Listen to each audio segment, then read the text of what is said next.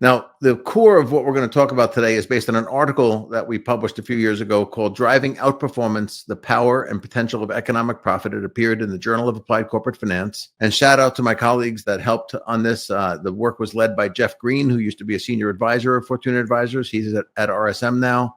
We also had involved in it Alex Cortolo, who did a lot of the research. She's now at Redwire Space, and Michael Chu, who is our head of our manager of thought leadership. The premise of the article was we studied all the companies we could find that used some form of economic profit in their incentive plans, and we looked at their relative performance to their peers and to the overall market.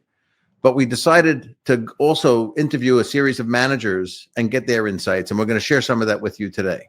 When we look at the actual research, it was outstanding. On average, the companies in the study outperformed the market by 7% a year on total shareholder return, and they outperformed their peers by almost 5% a year. And that's really a significant, source of value creation, if you will. Some people look at it and they say, well, 7%, that's great. If you think about, the market earnings, say 10%, an extra 7% is a real lot. And just to give you a sense of how significant that is, we put together this little example.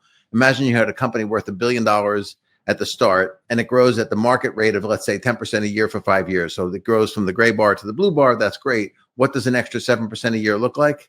Well, it looks like another $580 million of market cap at the end of 5 years. So that 7% is really quite profound in terms of, what it compounds to. And some of the companies in the study have been using this since before the year 2000. So they got, over 20 years of performance using this. And you can imagine compounding on average 7% a year for that long period of time is really impressive. So we proved here what we've felt for a long time and what was studied by others, including Stern Stewart, the EVA company back in the 90s. Companies that embrace this kind of a framework right through to incentives on average outperform the market and outperform their peers.